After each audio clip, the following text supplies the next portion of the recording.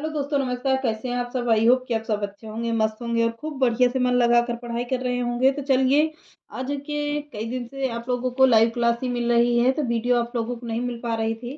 तो कल मिली थी, आज नहीं मिल पाई है। तो चलिए, आज से हम एक वीडियो भी आप लोगों को दिया करेंगे और दोपहर की क्लास भी आप लोगों की कंटिन्यू रखते हैं, क्योंकि आप लोगों का पेपर अब कब हो जाए कोई पता नहीं है। अपने यूपी में तो वैकेंसी आने से नहीं रही, मुश्किल है कि आ जाए, क्योंकि बोल रहे हैं वहाँ पे, सरकार बोल रही है अपने यहाँ की, योगी जी बोल रहे हैं कि आप यहाँ पर कुछ जगह ही नहीं बची है, सब कुछ भरा जा चुका है, आयोग ही नहीं गठित कर रहे हैं, दुनिया के लफड़े हो रहे हैं। तो आप लोगों का बिहार में आ रहा है फॉर्म टीजीटी पीजीटी की, उसकी तैयारी करिए। और हो सके तो राजस्थान का भी आ गया है, राजस्थान में है, संस्कृत है, हिंदी है, सोशल साइंस है और मैथमेटिक्स है। 4 सब्जेक्ट के फॉर्म आए हुए हैं, आप लोग अप्लाई करना चाहो तो कर सकते हो। अभी आप लोगों को इसके बाद आप लोगों को उसको फॉर्म के भी बारे में बता देंगे। तो चलिए, आज की क्लास को स्टार्ट करते हैं। आज के सेशन का पहला ही प्रश्न देखते हैं। पहला हिंदी जीवनी परक उपन्यास से है, जो इम्पोर्टेंट है, नोट करिएगा फटाफट से। आप लोग इसका स्क्रीनशॉट लेके जब टाइम मिले तब नोट कर लीजिएगा, लेकिन करिएगा जरूर, क्योंकि प्रश्न बड़े इंपॉर्टेंट है। तो आज के सेशन को चालू करते हैं। पहला ही प्रश्न देखते हैं। का संपूर्ण भारती का सपूत किसे कहा जाता है? तो 1974 ईस्वी में रांगे राघो का कहा जाता है। किसे? रांगे राघो जी को कहा जाता है। अगला प्रश्न है, भारतेंद्र हरिश्चंद्र पर, यह हिंदी उसी में है, उसी में होगा। यह हिंदी में प्रथम जीवनी परक उपन्यास है। किसमें है? हिंदी में प्रथम जीवनी परक उपन्यास है। रत्ना की बात, रत्ना की बात किसकी है? 1957 ईस्वी की है। ये इसको भी रांगे राघो ने लिखा था। तुलसीदास के जीवन पर आधारित है। अगला है लोई का ताना। लोई कौन थी? यह आप लोग, तुलसीदास की पत्नी कौन थी? लोई थी। उन्होंने 1974 ईस्वी में रांगे राघो यानी कबीर के जीवन पर लोई का ताना लिखा था। मानस का हंस, यह भी एक जीवनी है, पर किसकी है? 1974 ईस्वी में लिखी गई है। अमृतलाल नागर ने लिखा है। किसके जीवन पर? तो तुलसीदास के जीवन पर लिखी गई है। अगला है मेरी बहू भव बाधा हरो, 1976 ईस्वी की रचना है। रांगे राघव के द्वारा लिखी गई है। बिहारी के जीवन पर लिखी गई यह पुस्तक है, जीवनी है। अगला है धूनी का धुआं, इम्पोर्टेंट रचना है, 1978 ईस्वी की रचना है, रांगे राघव की है और गुरु गोरखनाथ के जीवन पर आधारित यह पुस्तक या जीवनी लिखी गई है। अगला है यशोधरा जीत गई। यशोधरा जीत गई रांगे राघव की है। किसके जीवन पर लिखा गया है? भगवान बुद्ध के जीवन पर लिखी गई पुस्तक है। अगला है देवकी का बेटा। रांगे राघव ने लिखा है। किसके ऊपर?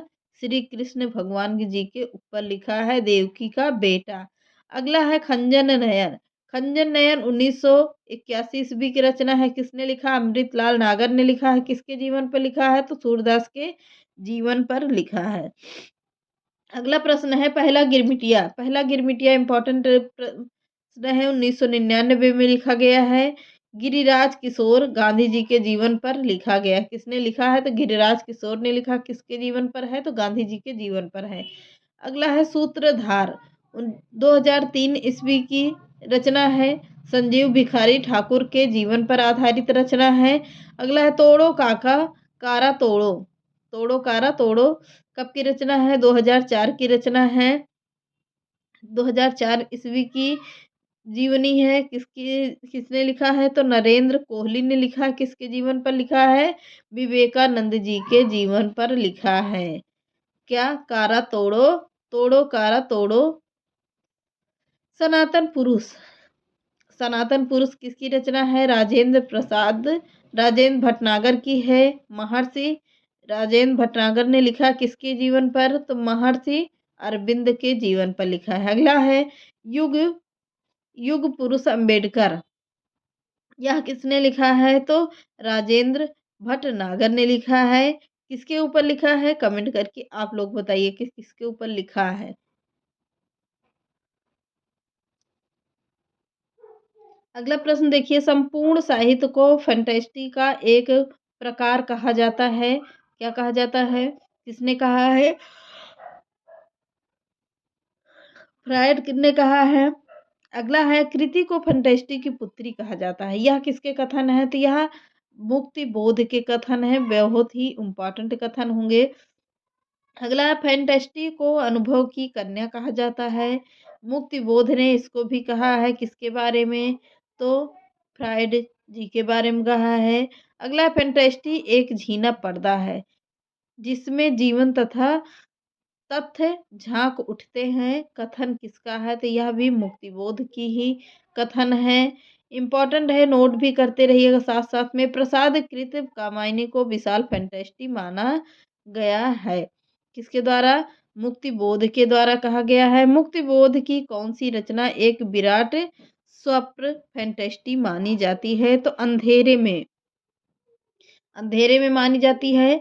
अगला है मुक्तिबोध का फंटेस्टी लेखन का प्रयोजन है क्या? दोष युक्त मानव या संसार के प्रति नवीन दृष्टिकोण से विचार करना, यह मुक्तिबोध के कथन है। अगला है वह फंटेस्टी ही क्या जिसमें ना हो, क्या हो ना हो, क्या ना हो, खाली स्थान को भरना है। तो मुक्तिबोध के इस कथन में रिक्त स्थान में आएगा क्या? असंगति ना हो। मुक्तिबोध ने अपनी किस कृति में फैंटेस्टी की विवेचना किया है? तो एक साहित्यिक की डायरी में किया है। इसमें एक साहित्यिक की डायरी में किया है। अगला है फैंटेस्टी में मन की निगूढ़ वृत्तियों का, अनुभूत जीवन समस्याओं का और इच्छित जीवन से स्थितियों का प्रक्षेप होता है। यह कथन किसने कहा है? यह कथन किसके हैं? मुक्तिबोध के कथन है, इम्पोर्टेंट है। अगला है फैंटेस्टी मनोविज्ञान का शब्द है। किसका शब्द है? तो मनोविज्ञान का शब्द है। किसने कहा है? डॉक्टर बच्चन सिंह ने कहा है, इम्पोर्टेंट है।